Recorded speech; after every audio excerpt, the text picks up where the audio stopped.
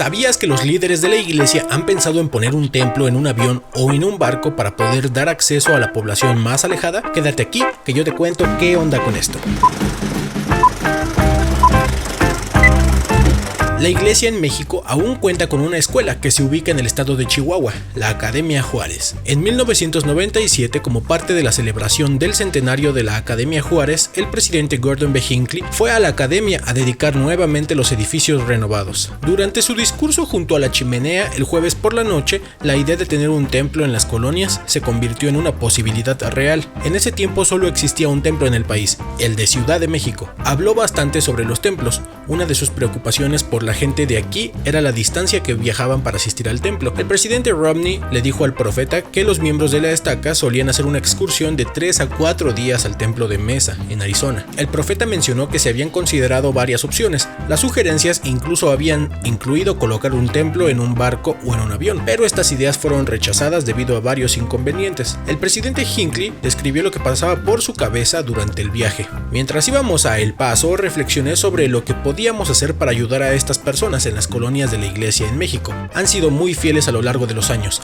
han mantenido la fe, han ido a misiones en gran número. Estas estacas han producido muchos presidentes de misión que sirvieron fielmente y sin embargo han tenido que viajar hasta Mesa, Arizona para ir a un templo. Pensé en estas cosas y en lo que se podía hacer. En ese momento me vinieron a la mente templos más pequeños. Concluí que no necesitábamos la lavandería para la ropa sucia, no necesitábamos alquilar la ropa del templo, no necesitábamos instalaciones para comer. Estos se han agregado en los templos para la convivencia de la gente, pero no son necesarios para las ordenanzas del templo. El presidente Hinckley señaló que un templo más pequeño podría construirse más rápidamente y sin embargo incluir todas las instalaciones esenciales necesarias para las ordenanzas del templo.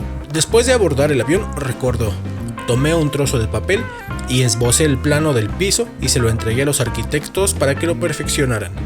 Concluyó: el concepto es hermoso, es un concepto muy viable. Me vino una idea en la que nunca antes había pensado. Fue inspirado por el Señor construir allí un templo, uno pequeño, muy pequeño. En la oración dedicatoria del templo, el profeta dijo: fue aquí en el norte de México donde tú revelaste la idea y el plan de un templo más pequeño, completo en todos los detalles necesarios, pero de tamaño adecuado a las necesidades y circunstancias de los miembros de la iglesia en el área de tu viñedo.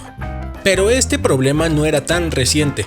Cuando David O. McKay se convirtió en el 9º presidente de la iglesia en 1951, solo había 8 templos en funcionamiento. En el momento de su muerte, el número de templos construidos o en construcción casi se duplicó. Había una preocupación por llevar el templo a los santos. Existía desde ese entonces la idea de un diseño innovador. Sin embargo, no se parecía a ninguno de los propuestos antes o después. No estoy seguro de quién pensó en un templo flotante primero, pero es una idea basada en los templos móviles que se encuentran en el Antiguo Testamento, dijo Davis, gerente de un centro de servicio de la Iglesia Sud. Hay muchas personas que viven en las islas del mar, cuya isla es demasiado pequeña para justificar la construcción de un templo permanente. La idea del templo flotante o un barco templo que podría proporcionar acceso a los santos de los últimos días más remotos ha existido durante años, dijo Davis. De hecho, la primera propuesta formal para un barco llegó hace 50 años, durante la presidencia de David O. McKay, en 1968. A principios de 1960, el presidente McKay le pidió a Mark Graff, presidente del comité de construcción de la iglesia, que revisara los templos y que regresara con una recomendación sobre cuál debía ser el programa en cuanto a proporcionar nuevos templos y cómo podríamos acomodar a nuestra gente que desea ir a los templos. Para estudiar el asunto, Graff viajó a Alaska, Hong Kong, Filipinas, Nueva Zelanda, Australia, todas áreas con un número significativo de santos de los últimos días, que estaban a miles de millas del templo más cercano. Graff comenta: le dije con cautela al presidente McKay: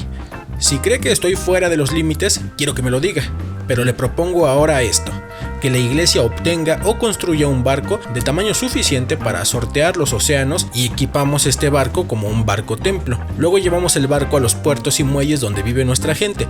Podríamos hacer esto en todo el continente de América del Sur, Europa, a lo largo de la costa de China, Japón, Australia e incluso África si quisiéramos. La propuesta ofrecía que se podía comprar y remodelar una embarcación de 1,000 toneladas por 2 millones y operar por alrededor de $500,000 cada año, más barato que cualquier cualquier otro templo en ese momento. El barco podría navegar tanto en alta mar como en grandes ríos, incluso el Mississippi y el Missouri, y repetir su circuito aproximadamente cada año, escribieron. Sería una idea estupenda. Sin embargo, la primera presidencia, entonces el elder Tanner, Dyer y Joseph Fielding Smith, estaban menos que entusiastas, debido a varias preguntas sobre la construcción de templos fuera de las estacas de Sion, la maldición que se había colocado sobre las aguas en los últimos días y si debería haber un impulso tan urgente para la obra del templo en algunos lugares remotos, ya que la mayor parte de la obra del templo se llevaría a cabo en el milenio. 2 semanas después, el presidente McKay informó que la primera presidencia no estaba considerando la propuesta y el tema nunca se volvió a discutir. Pasaría mucho tiempo para que se pusieran manos a la obra y fue con el presidente Gordon B. Hinckley que la iglesia construyó 92 templos pequeños alrededor de todo el mundo y él personalmente había dedicado 85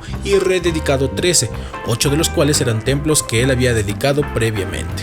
¿Te imaginas cómo sería tener un templo flotante o en un avión? ¿Crees que hoy en día hace falta algo así? ¿O qué opción te parece más viable? Déjalo en los comentarios y también comenta acerca del tema que te gustaría que hiciéramos videos. El material de referencia te lo dejamos en la descripción. Si el video te gustó, dale like, comparte y suscríbete. Eso nos ayuda un montón. Mi nombre es Fernando Cavaletti. Hasta la próxima.